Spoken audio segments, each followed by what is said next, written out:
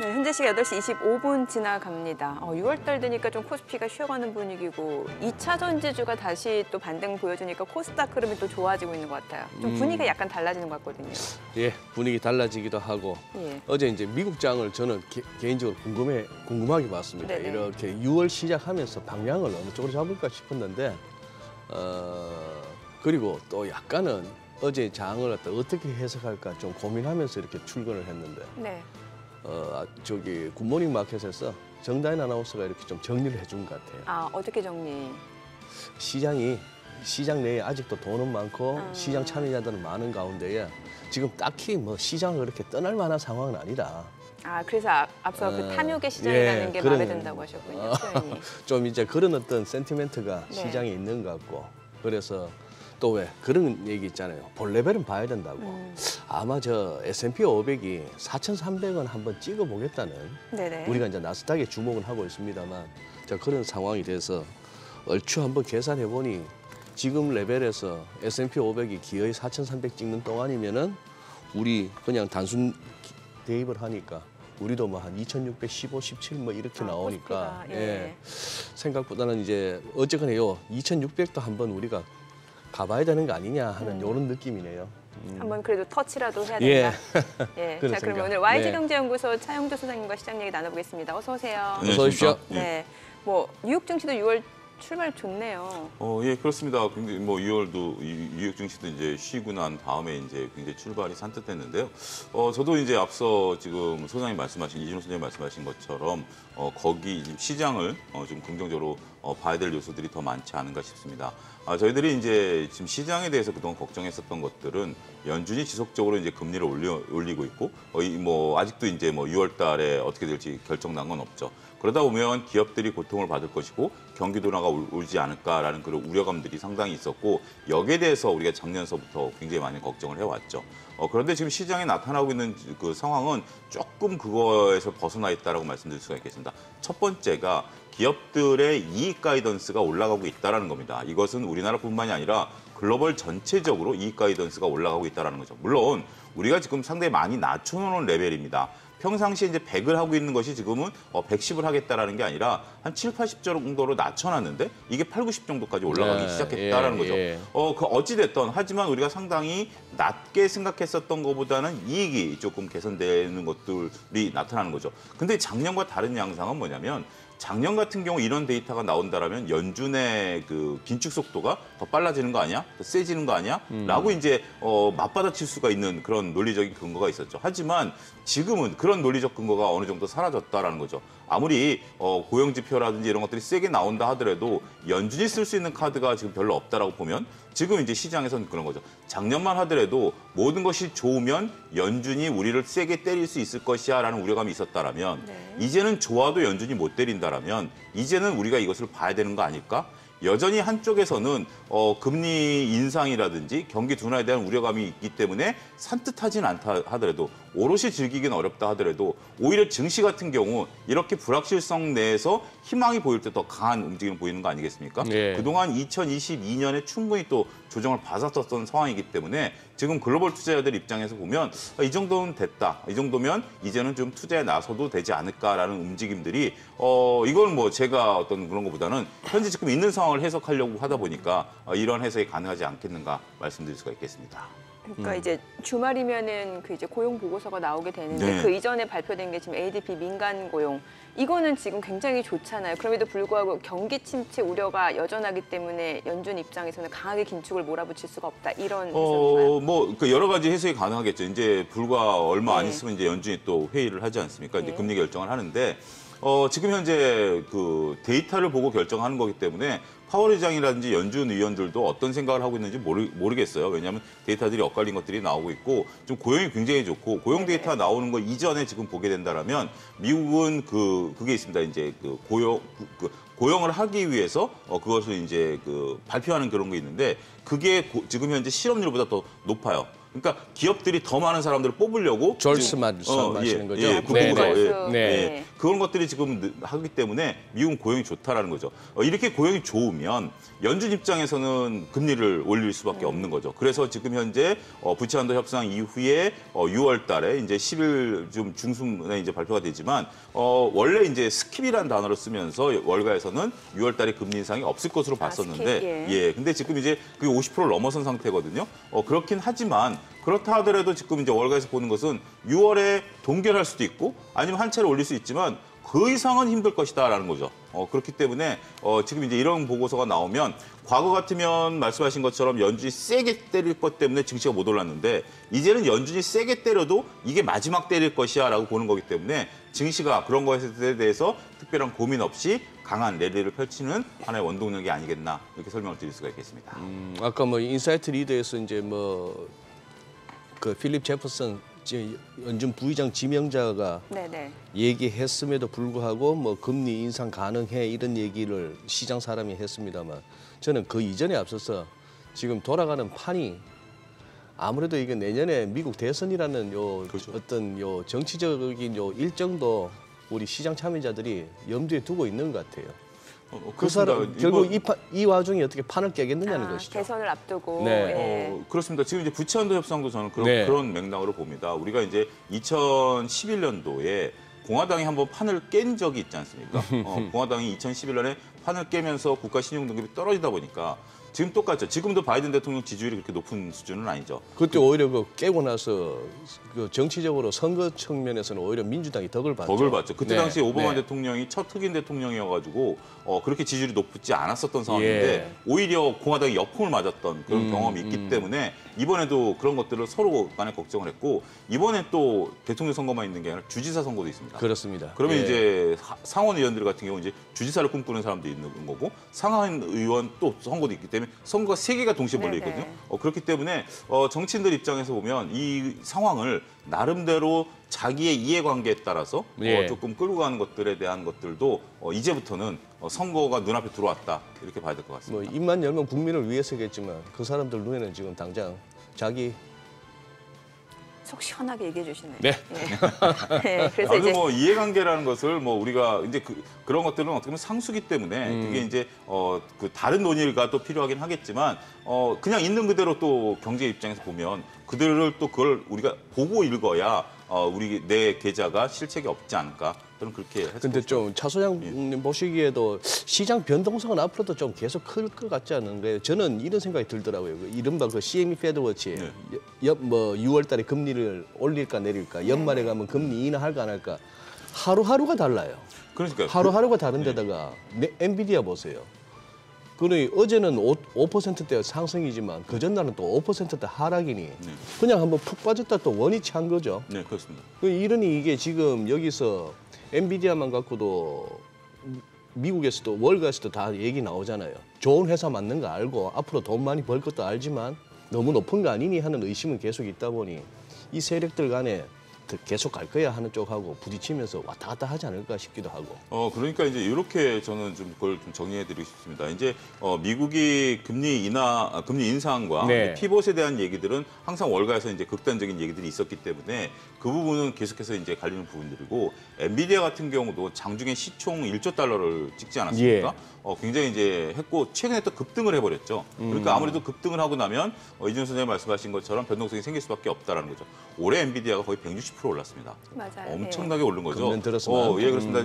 엔비디아가 속해 있는 필라델피아 반도체 지수가 불과 40%밖에 안 올랐고 나스닥이 엔비디아에 비하면 불과죠. 많이 올랐지. 그것도 30% 올랐는데 엔비디아가 올해 한 160% 올랐다라는 거죠. 엄청나게 좀 오른 겁니다. 그렇기 때문에 더군다나 이제 그 시총 1조라는 상징적인 걸 찍었기 때문에 우리가 이제 시총 1조를 찍고 난 다음에 1조에 대한 어떤 뭐 저주라고 그럴까요? 농담 삼아 이제 하는 게 있죠. 두 가지가 1조를 찍자마자 탈락했죠. 메타 플랫폼하고 테슬라.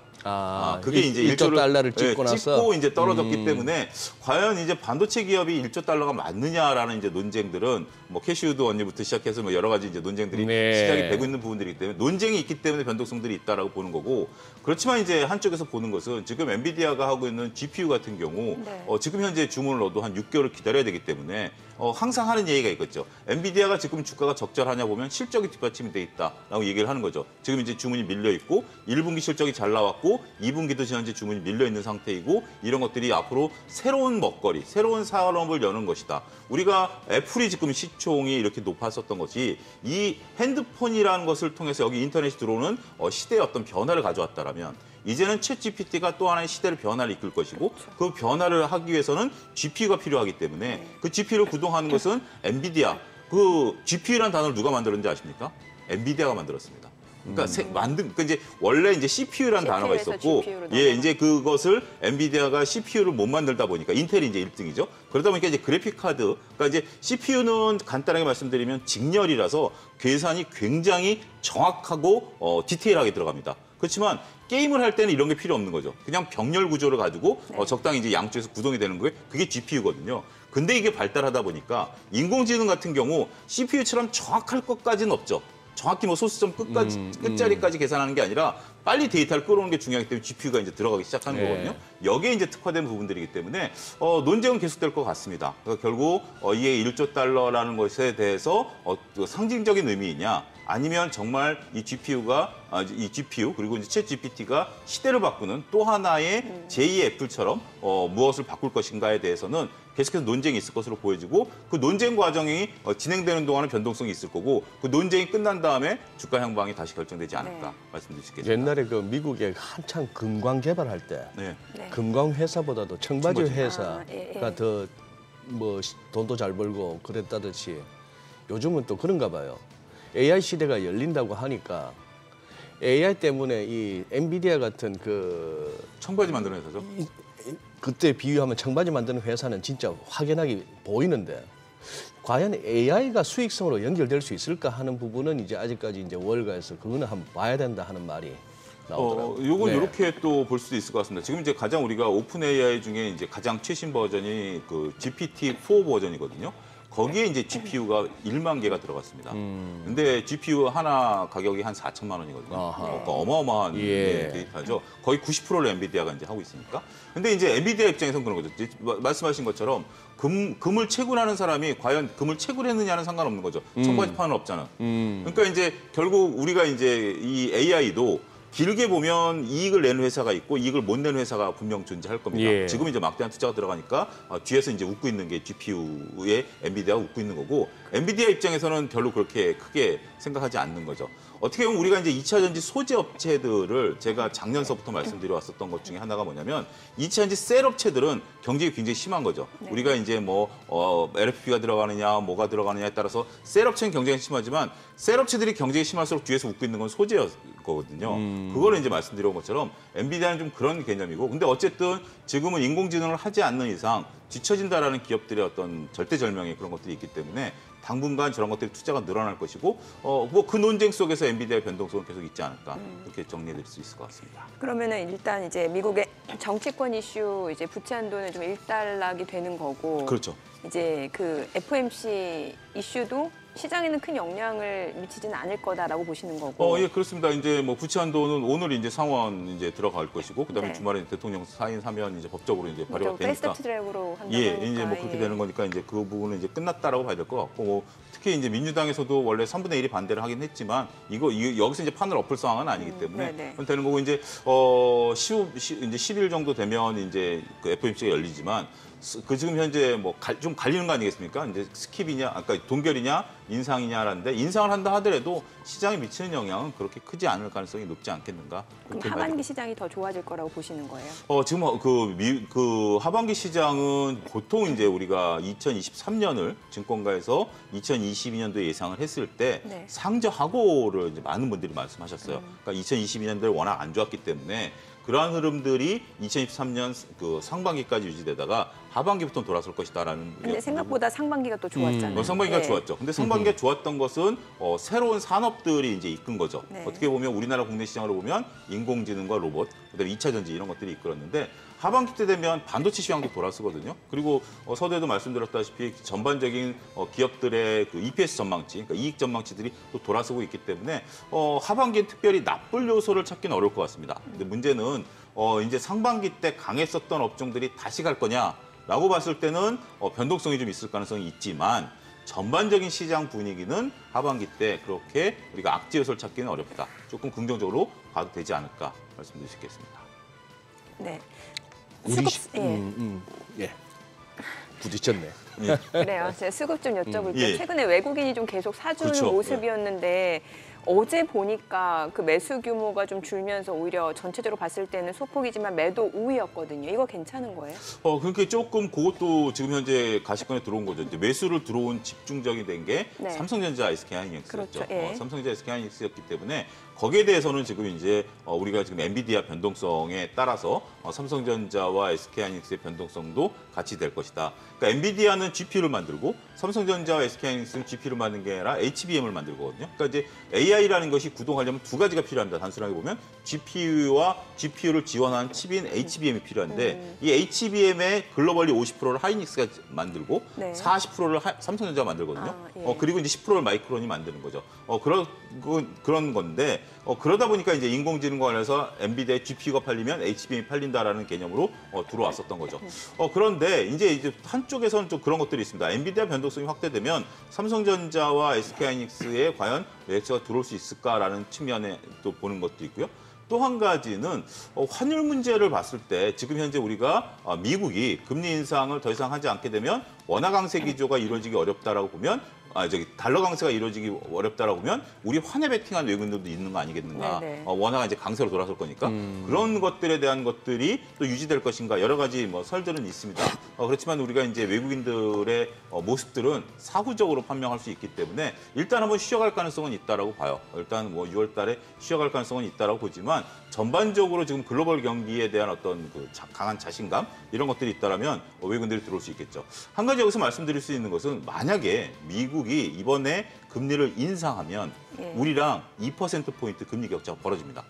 그러면 더 확대가 그러면 그 사상 최대로 그리고 사상 최대죠. 벌어지는 거기에 거잖아요. 따라서 금리 격차에 따라서 외국인들이 자금 유출하는 거 아니야? 라고 걱정하시는 분들도 계시죠. 예, 일단 명목 이제 금리가 2%포인트 벌어지니까. 하지만 외국인들은 그런 것까지 계산을 했을지 안 했을지 모르지만 지금 상태에서도 우리나라를 좀 사고 있는 거 아니겠습니까? 그 이유는 결국 금리 격차는 환율과 외국인들의 수급을 결정하는 하나의 요소이지 그게 전부는 아니다. 특히 이제 우리가 만약에 미국이 지금 이제 금리를 한 차례 올려서 우리랑 금리 격차가 벌어진 상태에서 이제 내려올 일이 남아지지 않습니까? 내려올 일이 남으면 달러는 약세고 원화는 강세로 돌아가는 거죠. 그러면 외국인들 입장에서 보면 지금 우리나라 주식을 사는 게 맞죠. 원화 강세가 되고 그거에 따라서 주가가 올라가게 되면 두 마리 토끼를 다 잡을 수 있는 거니까. 오히려 금리 격차가 벌어지는 게 외국인들 입장에 더 좋을 수도 있죠. 확 벌어졌다 축소될 일만 남은 거니까. 그런 것에 대한 베팅도 있기 때문에 지금 한 가지 제가 말씀드리면 금리가 벌어지는 거에 대해서 걱정할 필요는 없다. 네. 그리고 외국인들 입장에서는 굳이 우리나라를 빠져나갈 이유도 없다. 그러면 이 기존을 유지될 가능성이 있다. 저는 그렇게 봅니다. 그러니까 어제 잠깐 매도라고 하더라도 그렇게 놀랄 필요가 없다. 네, 일단은 하루하루 보긴 해야 되지만 예. 이게 이제 추세적인 변화다라고 네네. 단정 짓기에는 조금 이르지 않을까 싶습니다. 예. 지금 정민랭크께서 안 그래도 수급을 한번 이제 살펴보자고 하셨으니까 한번 차 소장님께서도 한번 들어보시고 우리 시청자 여러분들께서도 한번 판단을 해보시죠. 지금 금년 들어서 지금 거래소하고 코스닥에서 이제 수급 주체별로 순매수 누적 한번 볼게요. 네. 네. 거래소에서 유가증권시장 외국인이 17조 샀습니다. 네. 누적으로. 네. 근데 개인이 10조 팔았어요. 예.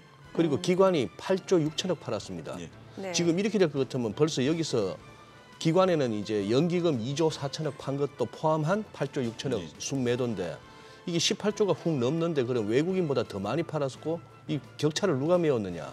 기타 법인이 한 1조 7천억 샀단 말이에요. 예. 여기 남으면 자사주 매입도 있을 예. 것이고 그렇게 해서 보면은 결국 외국인이 사고 국내는 다 팔았다. 거래소는 이렇게 볼 수 있고 코스닥은 금년 들어서 지금 외국인이 한 2조 8천억 파는 와중에 기관도 4조 2천억 팔았어요. 그리고 순매수는 개인만 9조 8천억입니다. 이런 이제 구도가 됐는데 이쪽이나 저쪽이나 할 것 없이 연기금은 전부 다 팔았어요. 그리고 이 격차가 이렇게 또 벌어지나 했더니 기타 법인이 한 2조 8천억 팔았네요. 코스닥은. 코스닥 주가 오르는 동안에 대주주들 많이 또 공시 나왔습니다. 이제 우리가 올랐던 2000지 관련해서. 이렇게 얼마나 고마웠을까. 그런 생각도 드는데 자, 이 수급 구조를 봤을 때 지금 이제 특히 이제 코스닥 쪽에 눈길이 갑니다. 요런 어떤 시황관이 굉장히 비판받기 쉬운데 개인들만 샀고 외국인 기관이 팔았다. 지금까지는 과연 이 게임을 갖다 이제 개인들이 끝까지 이겨낼 수 있는가라고 이제 질문하는 자체가 굉장히 패배주의적이다 이렇게 볼 수도 있겠는데 그동안 우리가 늘 경험상 그랬으니까 이 부분을 어떻게 해석해야 될까요? 전반적으로 제가 지금 이제 이준 선생님 말씀하신 걸 이제 딱 봤을 때 우리가 이제 어떻게 보면 뜻하지 않은 장세가 올해 상반기 때 연출됐다라고 그러니까 뜻하지 않은 말씀드릴 수가 있겠습니다. 먼저 코스피부터 말씀드리면 외국인들이 산 게 이제 반도체에 집중한 거죠. 물론 이제 현대기아차도 샀고 여러 가지 샀습니다만 외국인들이 저도 이제 어제 뭐 일간지에 난 거 보니까 삼성 SDI하고 이제 10개 중에 예. LG 엔솔이 있는데 그 두 개 다 합쳐봤자 현대차만큼도 안 샀습니다. 아, 그래요? 예, 그러니까 삼성 SDI라든지 LG 엔솔, 이차전지 딱 두 가지가 들어가 있는데 제가 눈여겨봤는데 현대차만큼도 안 샀어요. 예. 독보적으로 1위는 삼성전자죠. 네. 삼성전자를 산 뭐 거죠. 그러니까 화면에도 나오네요. 예, 삼성전자를 독보적으로 1위를 산 거기 때문에 그러면 이제 이 삼성전자 산 거에 대해서는 여러 가지가 볼 수 있죠. 반도체 바닥론, 네. 그다음에 이제 엔비디아 발류, 환율에 대한 부분들. 종합적으로 어쨌든 외국인들은 땡겼고 나머지 이제 경제 주체들은 확신을 못 가졌었던 것들이죠. 그러다 보니까 이제 팔았고 요 판자금이 특히 이제 개인 같은 경우 10조를 팔았던 것이 어디로 갔냐면 이제 코스닥으로 일부 갔었다라고 해석이 가능하겠죠. 특히 이제 코스닥의 쏠림 현상이 이제 대대적으로 일어나는 상황이고 쏠림 현상들이 일어나는 상황에서 나머지 경제 주체들이 이제 또 여기에 동참하지 않았었던 그런 부분들이죠. 뭐든지 과하면 조금 그러니까 우리가 항상 얘기하는 게 올라가는 게 나쁜 게 아니라 과하다라는 거죠. 그리고 속도가 너무 가파르다라는 개념이죠. 이런 개념들을 놓고 본다라면 지금 엔비디아도 나쁜 게 아니라 너무 급등한 거 아니냐라는 거죠. 그게 이제 그게 불안한 거죠. 그리고 최근에 이제 저희가 이제 아무래도 많이 산 게 2차 전지일 텐데 네. 2차 전지 쪽에 이제 변동성이 이미 시작이 된 거 아니겠습니까? 고점 대비 최소한 20-30%는 빠졌고 많은 것은 50% 이상 빠진 상황에서 결국 이제 이제 그런 거죠. 말씀하신 것처럼 컨센서스라는 게 형성이 되면서 이게 이제 쭉 같이 가져야 되는데 특정 어떤 그 주체들이 사고 나서 그 뒤에 이제 다른 사람들이 따라오지 않는다라면 주식이라는 게 결국 수급으로 이루어지는 거 아니겠습니까? 수급이 따라오지 않는다라면 변동성이 시작될 수밖에 없겠다라는 부분들이 있죠. 따라서 하반기 때는 지금 이 부분들에 대한 후유증이 저는 나타날 가능성이 있다라고 보는 겁니다. 특히 이제 코스닥 같은 경우 2차전지 코스피도 만약에 삼성전자가 생각만큼 실적을 못 내주면 이것도 외국인들이 아무리 땡긴다 하더라도 물론 이제 외국인들 자금은 뭐 우리가 생각할 수 있는 것보다는 어마어마한 부분도 있습니다만 그런 것도 염두에 두긴 해야 되겠죠. 가장 좋은 게 천천히 서서히 오르는 거죠. 저희가 이제 조금 뭐 이런 말씀드리면 불편하신 분들도 있겠습니다만 최근에 이제 CFD 계좌 이제 작전이라고 불리우는 종목들을 저희들이 눈에 안 띄었던 것 중에 하나가 정말 천천히 올라가지 않았습니까? 그러니까 뭐 3년 한 3년 정도 3년 정도 전혀 이제 올라가는 예. 거에 대해서 이제 그런 거 하고 물론 이제 그 비교가 조금 뭐 약간의 좀 불편함이 있긴 합니다만 너무 이렇게 올라가면 약간의 변동성이 있는데 그 변동성을 이겨내고 올라갈 수 있는 게 무엇이냐 대표적인 게 바로 엔터주들이죠. 엔터주들 같은 경우 굉장히 나름대로 그 기울기가 좀 세게 올라왔는데도 실적을 바탕으로 해서 그래도 급등하는 건 별로 안 보였기 때문에 꾸준히 올라올 수 있었고 작년에 저희가 이제 방산주들도 그런 모습들을 보였던 거죠. 그런 모습들하고 여러분들 이제 차후에도 보시죠. 이렇게 뭐 한국항공우주나 하나에로스페이스나 뭐 JYP엔터처럼 그렇게 올라가는 차트하고 최근에 급등했던 2차전지 차트하고 한번 비교해 보시면 여러분들이 향후에 어떤 차트에 투자해야 될지에 대한 아이디어도 뭐 얻으실 수 있는 중요한 팁이 아닐까 싶습니다. 네. 자, 그러면은 이제 2차 전지주 같은 경우는 사실 뭐 그동안 좀 변동성이 좀 나타났었고 그럼에도 불구하고 최근에 다시 좀 반등을 보여주고 있고 개인 투자자분들도 좀 사는 모습인데 어때요? 괜찮은 거예요? 글쎄요. 일단은 지금 뭐 여전히 수급 주체는 예. 개인들 분들이고요. 예. 그런 모습들을 좀 보여주고 있는 거죠. 워낙 이제 뷰가 이쪽에 대한 것들이 강하고 더군다나 이제 장기적으로 보시는 분들이 있기 때문에 네. 수급이 쉽게 식지는 않는 것 같습니다. 그래서 그렇긴 하지만 한편으로 보면 그렇게 사는에도 불구하고 우리가 이제 이게 차트상 돌아섰다라고 보기 어려운 차트들이 많거든요. 아직은요. 예, 그래서 일단은 좀 뭔가 드라마틱한 모습들, 더군다나 지금 여러 가지 뉴스들이 나오고 있음에도 불구하고 과거 같으면 주가가 5, 6%씩 올라갈 만한 어떤 국가의 지원이라든지 아니면 새로운 반도체에 대한 어떤 개발이라든지, 2차 전지의 개발이라든지 이런 뉴스가 나옴에도 불구하고 반응이 없다라고 보면 조금 시장에 있어서의 조금의 어떤 소외라고 그럴까요? 아니면 조금 생각이 조금 못 미치는 그런 부분들이 생기지 않을까. 물론 이제 반도체가 워낙 강하고 반도체 네. 하시는 분과 2차전지 하시는 분들이 같다라고 보기는 어렵겠죠. 하지만 일단은 이쪽에 대해서는 거래량도 좀 많이 줄어 있는 상태고 그런 부분들도 같이 종합적으로 보셔야 되지 않을까 싶습니다. 예. 자, 그럼 지금 시각 8시 50분 향해 가는데 오늘 양시장 또 호가 상황 좀 먼저 짚어보도록 하겠습니다. 먼저 코스피 예상 체결 지수부터 좀 확인해 보도록 하겠습니다. 지금 코스피가 오늘 0.6% 반등 예상됩니다. 예상 체결 지수 2,584포인트고요. 코스닥도 0.5% 상승세 이어갈 걸로 보입니다. 예상 체결 지수 868포인트입니다. 오늘은 양시장이 또 상승 출발 보여줄 걸로 예상되고요. 시가총액 상위 종목 예상 체결가 보도록 하겠습니다.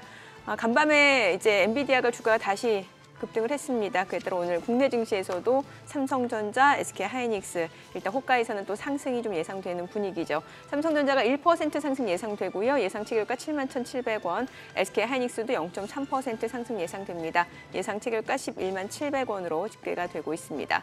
LG에너지솔루션이 0.5% 상승 예상되고요. 삼성바이오로직스도 상승 출발 예상됩니다. 지금 호가에서 793,000원이고요. LG화학이 2% 강세가 예상됩니다. 예상 체결가 702,000원. 삼성 SDI는 1% 하락이 예상되네요. 지금 호가에서는 70만 원으로 집계되고 있고요. 삼성전자 우선주 보합 예상됩니다.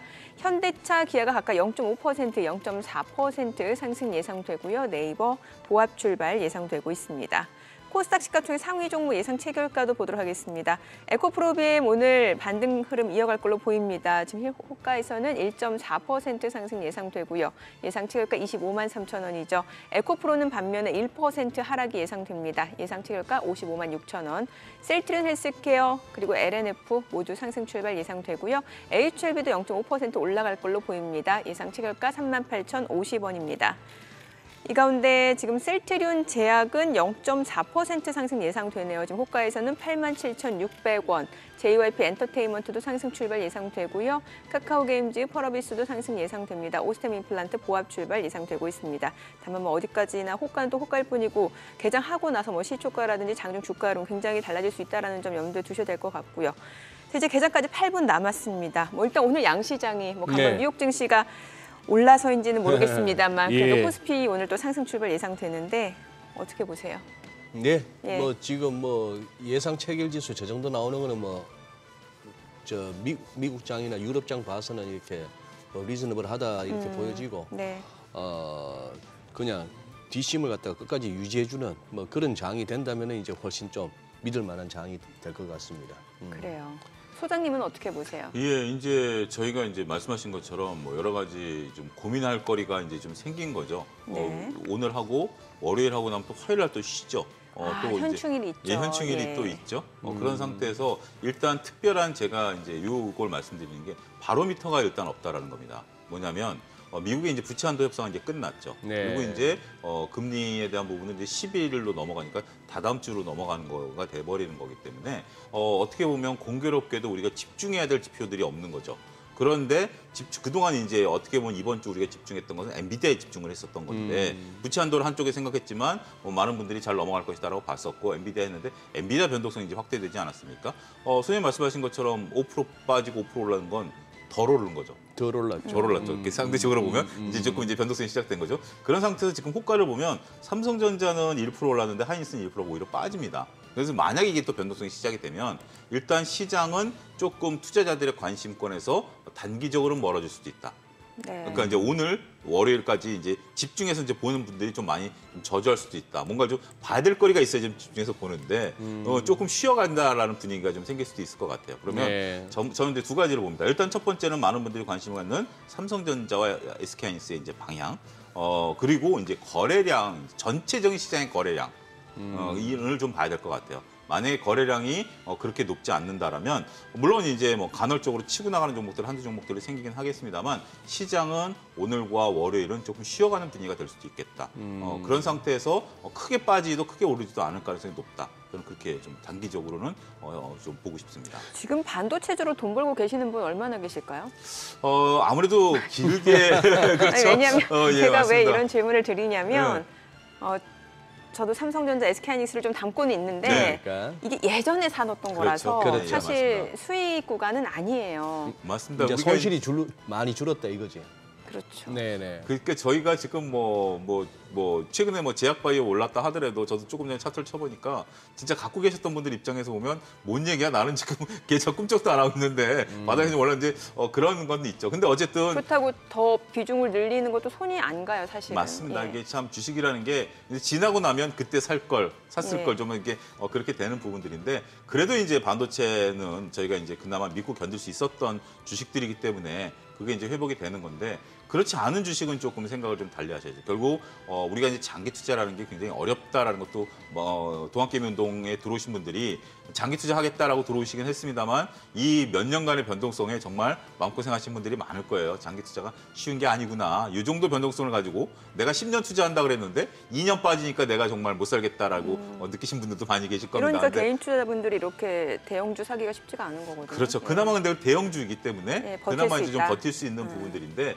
문제는 이제 대형주가 아니고 뭐 중소형주 단에 있어서 테마주를 가지고 장기 투자한다라고 본다라면 조금 뭐 생각을 달리 하셔야죠. 뭐 2차전지는 모르겠습니다. 앞으로 비유가 좋으니까 모르겠습니다만 작년에 정말 많이 올랐었던 우리 테마주들 몇 가지가 있잖아요. 네. 근데 그들은 정말 실체를 우리가 뚜렷이 나타내기 어려운 것들 지금도 마음고생하고 계신 분들은 있는데 어찌됐든 지금 이제 이렇게 하나의 단계죠. 정말 오늘 하루 삼성전자가 10,000원이 올라가지고 이정근 아나운서께서 좀 기분이 확 좋았으면 되겠는데 삼성전자가 이제 그런 어떤 형식은 보이지 않지만 네. 지금 어쨌든 얼마 전까지만 하더라도 6만 원을 넘느냐 마냐였었잖아요. 많이 답답했죠. 확 오른 거죠. 그러니까 이렇게 조금은 주식을 하실 때 약간의 좀 여유를 좀 부리시는 것도 조금 멘탈 관리라고 그럴까요? 계좌 관리에 도움이 되지 않을까 싶네요. 1, 2천 원 하던 게 10,000원, 2만 원 가는 걸 자꾸 생각해서 그렇지. 그렇죠.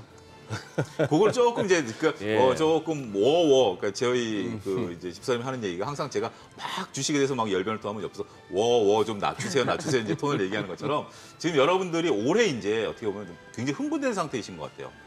막 보니까 인공지능이 막 2배, 3배 올라가고 로봇주들도 그러고. 아니, 시장은 지금 보니까 굉장히 좋아요. 굉장히 좋은데 좋아요. 내 계좌 수익은 그 정도까지는 아니다라는 측면에서 조금 소외감을 느낄 수밖에 없거든요. 그렇죠. 근데 예. 그거를 좀 관리를 하셔야 되는 게 뭐냐면 자 가장 최악의 경우가 뭘까요? 작년에 제가 이제 좀 안 좋은 농담이지만 작년에 리오프닝 갈 때 2차전지 팔아서 리오프닝 따라 사신 분이죠. 그건 최악의 수죠.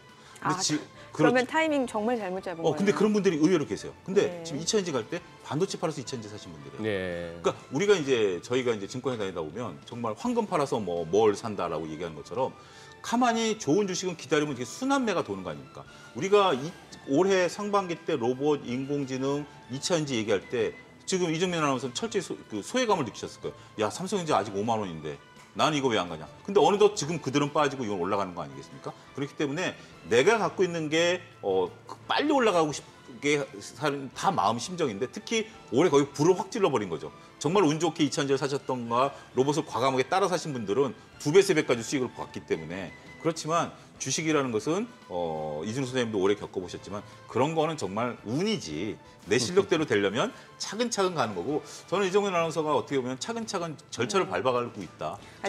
제가 손실만 얘기를 했는데 사실 저도 수익 낸 거 꽤 많아요. 많고. 근데 저희가 이제 네, 많은 저도 분들이 2차전지에서 수익을 꽤 받고 다만 이제 많은 분들이 갖고 이제 삼성전자를 대변하고 있는 거니까. 최근에 얼마나 자랑한다고요. 아니에요. 그럼요. 이렇게 하면서 하는데 그리고 또 옆에서 지켜보면 묻어내요. 네. 주식하기에 적당한 성격입니다. 막 안달복달 안 하고. 포커페이스여야만 됩니다. 정말. 네. 네, 자 그러면 이제 최근에 보니까 또 어제 뭐 미용 의료기기라든지 바이오 쪽 사실 이쪽도 약간 소외됐었던 측면이 있었는데 또 다시 올라가는 모습을 보이고 사실 미용 의료기기 또 실적이 뒷받침된다는 측면에서 좋게 보시는 분들도 꽤 있거든요. 그렇죠. 예. 결국은 저는 실적이다라고 봐요. 예. 때로는 우리가 관심을 좀 갖고 관심을 안 갖고 차이는 있죠. 예. 관심을 가질 때는 대폭 이제 이게 되고 관심을 안 가질 때는 좀 떨어지긴 하지만 그래도 우리가 주식을 하는데 저는 그렇습니다. 주식 투자자들이 이익에 대해서 이걸 믿고 간다라는 믿음이 깨지면 주식시장에 존재할 수가 없는 거죠. 결국 주식시장이라는 것은 항상 이익에 따라서 움직이는 건 아니지만 예. 그래도 궁극적으로는 이익을 따라간다라고 보는 저는 그 주장을 절대로 잊어서는 안 된다라고 보고 그리고 이제 많은 분들이 그렇게 얘기하시죠. 야, 뭘 사야 돼라고 한다라면 저는 오히려 이익이 있지만 주가가 떨어져 있는 주식을 사는 거죠. 지금 이제 주가가 올라가는 거에 관심을 갖지만 그게 이익이 없다라면 따라 살지는 않겠지만 오히려 그 이익이 있습니다라고 한다면 제가 항상 지난주에도 말씀드렸다시피 엔터주들 같은 경우 지금 이제 변동성들이 되잖아요. 그렇지만 그 변동성들이 이게 구조적인 거냐, 예. 일시적인 거냐라고 봤을 때는 일시적인 걸 수도 있거든요. 그러면 그 부분에 대해서는 매수가 들어가야죠. 그런 관점으로 보시면. 그런데 그럴 수 있는 근거는 뭐죠? 이익이 뒷받침된다라는 그렇죠. 거죠. 단지 이제 우리가 뭐 무상증자라든지 이런 것들은 테마로 끌었지만 이익이 기반이 안 됐었던 것들이고 이익이 기반이 된다라면 믿고 들어가고 그러면 미용 의료기기 쪽은 뒷받침된다. 된다라고 저는 볼 수 있습니다. 예, 알겠습니다. 간밤 뉴욕 증시 상승으로 마무리가 됐고요. 오늘 국내 증시도 호가로 봤을 때는 양시장 상승 출발 예상되는 분위기인 것 같습니다. 국내 증시를 확인해보자 개장합니다.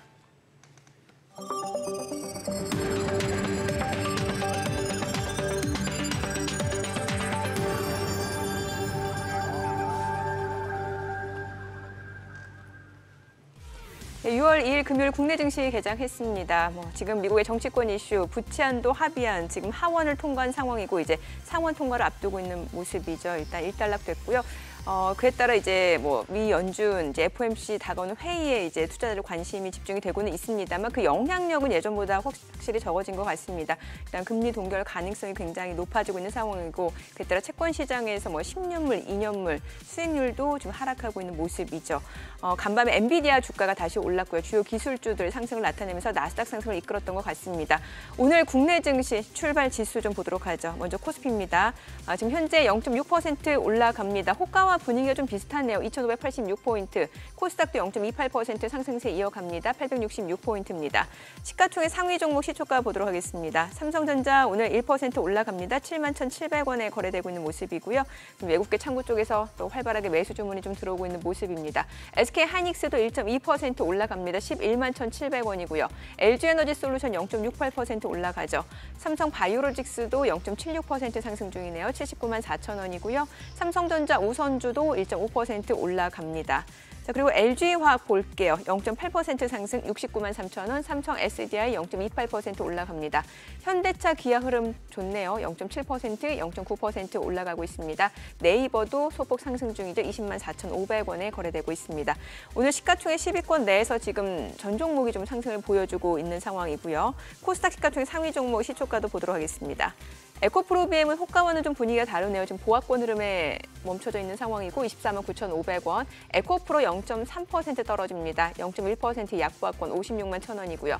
셀트리온 헬스케어가 1% 올라갑니다. 77,500원. 최근에 바이오 섹터 쪽으로 다시 한번 매수세가 유입되고 있는 모습인데요. 오늘 국내 증시에서 지금 셀트리온 헬스케어를 비롯해서 셀트리온 제약, 지금 제약 바이오 쪽으로 다시 한번 순환매 차원에서 또 지금 상승을 보여주는 것 같습니다. HLB도 0.2% 올라가고요. LNF 0.5% 상승 중이네요. 자, 그리고 셀트리온제약 0.2% 올라가고요. JYP 엔터테인먼트는 1% 떨어집니다. 카카오게임즈, 펄어비스 상승 중이고요. 오스템 임플란트는 보합이죠. 오늘 지금 일부 제약바이오, 신라젠이라든지 또 알테오젠 좀 소폭 올라가고 있는 모습이고요. 메디톡스가 1.7% 올라갑니다. 메디톡스 같은 경우는 어제장에서도 이미 좀 강세를 보여줬고 최근에 꾸준하게 강세를 보여주고 있는 상황입니다. 기관 쪽 그리고 외국인 쪽도 지금 순매수를 보여주고 있는 메디톡스고요. 지금 시각 9시 2분 지나갑니다. 수급 상황 좀 체크를 해보도록 하겠습니다. 오늘 유가증권 시장에서 지금 현재 개인과 외국인 사고 있습니다. 개인 투자자가 132억 원 순매수고요.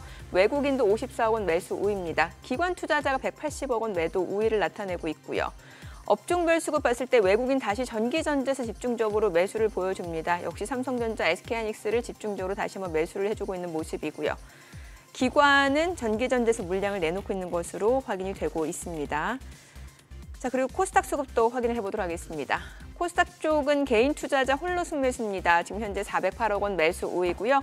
외국인과 기관은 각각 325억 원, 73억 원 순매도를 나타내고 있습니다. 지금 시각 9시 3분 지나갑니다. 환율 좀 체크를 해보도록 하겠습니다. 오늘 외환시장 개장 상황입니다. 달러 환율 많이 떨어지네요. 8원 60전 하락한 1,313원에 개장이 됐습니다. 소장님 오늘 네. 환율 왜 이렇게 많이 떨어진다고 보여주세요? 그러니까요. 예. 지금 어쨌거나 달러가 약세로 지금 가고 있습니다. 네. 140엔 올랐었던 달러엔 환율이 지금 138엔대까지 내려왔고 달러 인덱스도 마찬가지. 이게 지금 104대까지 갔던 게 달러 인덱스 103 밑으로 또 흘러내리는 이런 상황인데 전반적으로 지금 약간 이제 그거 한 거죠. 월가에서 생각하는 거는 네. 또 한 번이 유동성 랠리를 또 기대하는 것 같아요. 서머 랠리를.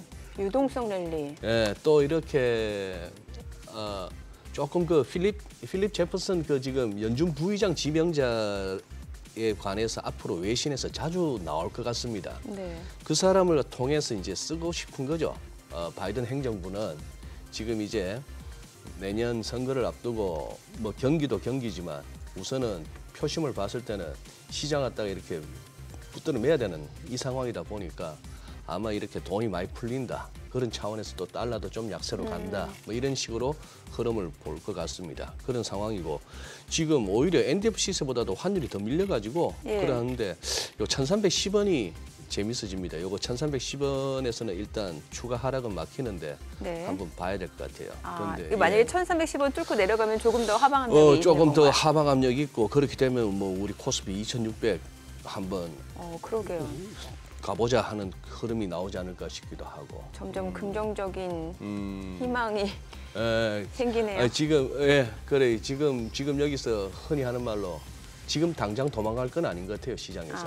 예. 지금 저도 1314원 보고 빠르게 계산해 봤는데 네. 최근에 외국인들은 환에서 2% 벌써 수익이 났습니다. 환에서 환에서만 2% 수익이 났기 때문에 외국인들은 이제 삼성전자 베팅을 해서 지금 뭐 꽤 삼성전자가 오르지 않았습니까?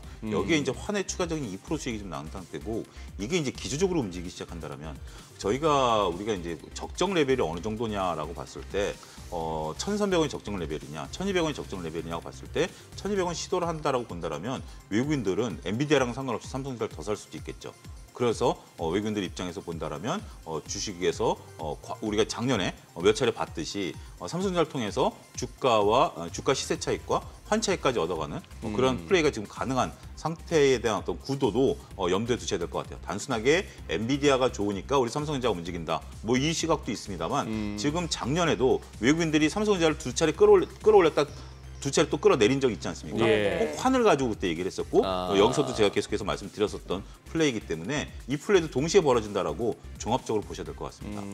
그 반도체주 지금 삼성전자, SK하이닉스 올라가긴 합니다만 사실 이제 조금 중성주가 좀 탄력적으로 올라가고 최근에 장비주 쪽도 보면 흐름이 좋았잖아요. 뭐 오늘도 보니까 DB하이텍이 5.9% 올라가고 이스페타시스도 4% 올라가고 사실 개인 투자자 입장에서는 좀 이렇게 탄력적으로 올라가는 종목이 더 매력적으로 보일 수 있거든요. 네, 그렇습니다. 지금 이제 분위기가 전반적으로 다 좋습니다. 이제 우리가 대형주는 삼성전자, SK하이닉스지만 오늘 삼성전기라든지 LG이노텍, LG디스플레이도 뭐 한 2%대, 3%대 다 지금 강하거든요. 물론 이제 새로운 아이폰에 대한 모멘텀이 있다 하더라도 근데 말씀하신 것처럼 뭐 DB하이텍처럼 한 5%, 네. 최근에 뭐 이스페타시스 같은 거 시세를 한번 쭉 뽑아내는 그렇죠. 개인들이 굉장히 좋아하는 그런 종목들이기 때문에 전반적으로 그런 것 같아요. 지금은 이것은 이제 디테일하게 들어가서 과연 어느 쪽에서 수익을 내느냐라는 부분들, 이 부분에 대한 어떤 그런 개념들을 따지기보다는 지표적으로 이런 거죠. 이스페타시스 같은 경우 엔비디아와 거래가 있기 때문에 최근에 관심을 좀 끌었었던 부분들인데 그런 것보다는 지금 이제 IT 쪽, 그다음에 이제 반도체 쪽, 그리고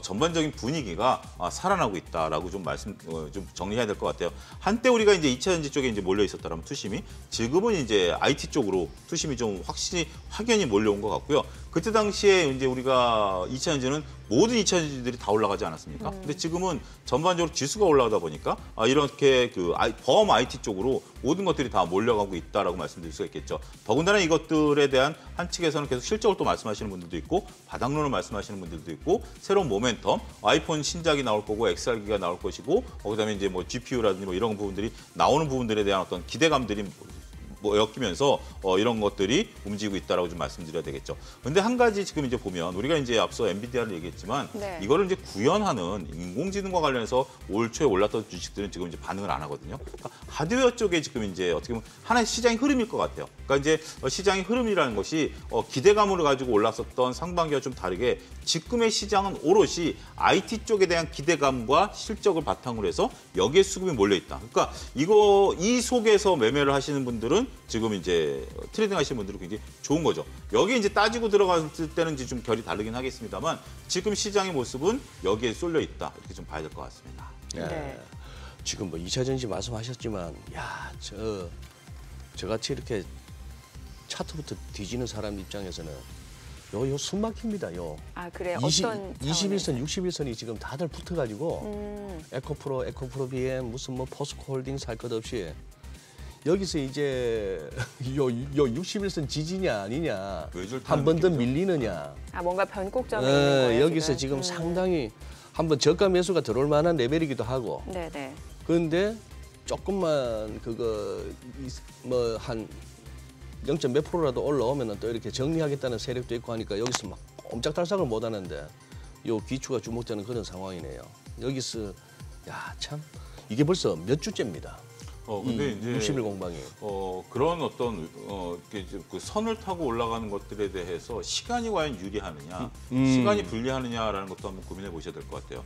근데 그 수급 자체가 결국 외국인과 기관들이 들어오는 수급이면 버텨줄 만하는 거죠. 대표적인 게 LG전자입니다. 아, 예. LG전자 같은 경우도 지금 12만 원 레벨에서 굉장히 오랫동안 올해 내내 기었거든요. 근데 그동안 외국인들이 사줬어요. 예. 그러다 보니까 엊그제 이제 폭발한 거죠. 근데 지금 이제 우리가 말씀하신 종목들은 개인이 이제 매수가 들어오고 있는 거죠. 그랬을 때 과연 후속 매수가 들어올 수 있느냐라는 부분들, 이런 부분들을 봤을 때, 그러니까 이제 그 줄을 타는 과정에 있어서 줄을 탄다는 것은 굉장히 그 매매 공방이 심해지는 거 아니겠습니까? 매매 공방이 심해지는 거지만 서로 간에 그 어떤 뭐 한쪽이 이긴 게 아니라 딱 그것을 이어가는데 거기서 어느 한쪽이 이기면 방향을 이렇게 트는 거죠. 예. 근데 그 상 속에서 매도 쪽에 센 놈이 붙었냐, 매수 쪽에 센 놈이 붙었냐라고 봤을 때 LG전자 같은 경우 외국인들이 붙어 있었다라고 볼 수 있죠.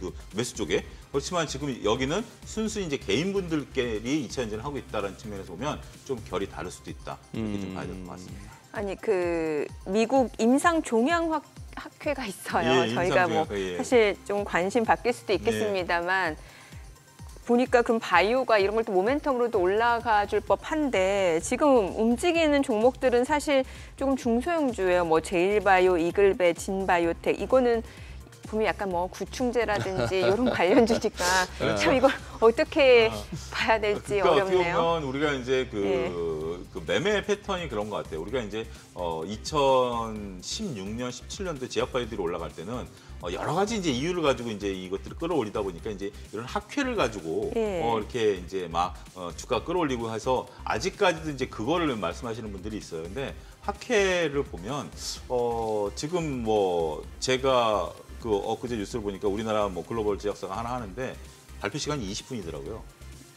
그러면 여러분들 이제 컨벤션 센터 가면 그 각 부스들 있지 않습니까? 예. 그럼 쫙 그 부스들이 있는데 거기서 20분 딱 하고 바로 한 5분 있다가 또 다른 회사 또 한 20분 하고 뭐 이런 상태에서 네. 뭔가 거기서 퍼포먼스를 보일 수 있다라는 것은 현실적으로 좀 불가능한 쉽지 거고. 않네요. 이제 이쪽에 이제 종사하는 뭐 의사나 뭐 이런 이제 친구들 얘기를 해보면 거기를 가는 이유가 뭐냐면 가가지고 처음엔 뭐가 뭔지도 이제 그 정신 없는 인맥 쌓는 거고 그다음 명함 돌리는 거랍니다. 그리고 브로셔를 잔뜩 갖고 와가지고 집에 와서 이제 그 브로셔를 넘겨보고 좋으면 그때 이제 연락을 해서 그러니까 존재감을 드러내는 데 존재감을 드러내는 데 거네요. 목적이지. 예. 이것 때문에 새로운 어떤 기업이 수출 계약을 맺거나 퍼포먼스를 보인다거나 이런 건 아니에요. 근데 투자자분들이 많이 저는 현명이셨다라고 표현하는 게 과거에는 이제 이런 것들이 모멘텀이 되면서 이제 올라갔는데 이제 이런 것들에 대해서 많은 분들이 인식하시면서 중소형주의 이제 어떤 개별 모멘텀을 가지고 움직이는 거지 전반적인 움직임은 조금 덜하다. 근데 이제 우리가 한 가지 주목해야 될 것은 SK 뭐 바이오팜이나 SK 바이오사이언스가 이런 것도 대형주. 차트가 이제 만들어가는 차트예요. 바닥에서 이제 쫙 만들어가는 차트고. 그다음에 이제 셀트리온 같은 경우 이제 미국에서 FDA 승인이 이제 램시마이스가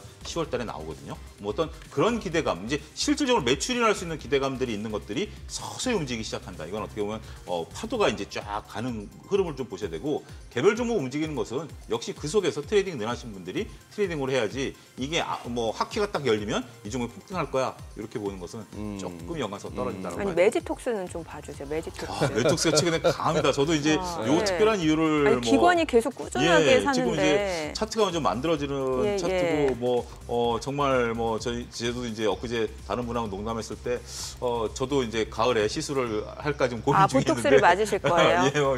이제 뭐 나이가 이제 요즘 남성분들도 많이 하니까 어디에 맞으시려고? 이제 뭐 이런 것들에 대한 어떤 기대감인데 정말 이제 이게 추가 매출에 대한 부분들도 여러분들 고려해 보셔야 돼요. 이제 과연 과거에 이제 의료 기기라든지 이런 것들을 보면 여성분들의 전유물이었다라면 요즘은 아니죠. 아니죠. 요즘은 정말 남성분들도 꽤 많이 하거든요. 관리 많이 하시니까. 저도 엊그제 강의를 갔더니 그 담당자분께서 얼굴에 이제 막 이것저것 뭐 발라놓으셨더라고요. 남성분인데 이제 시술을 좀 하셨더라고요.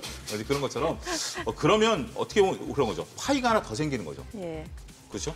세상의 2분의 1은 남성분이고 2분의 1은 여성분이기 때문에 파이가 더 생긴다라는 측면도 보고 어찌됐든 근데 우리가 이제 소득이 늘어나면 이런 것들이 이제 많이 좀 늘어나는 분들도 있겠죠. 제가 정확하게 좀 설명을 못 드리긴 하겠습니다만 이쪽 분야에 대한 관심은 지속적으로 갖고 끌고 가셔도 저는 뭐 승패가 나쁘지 않다라고 말씀드릴 수 있겠죠.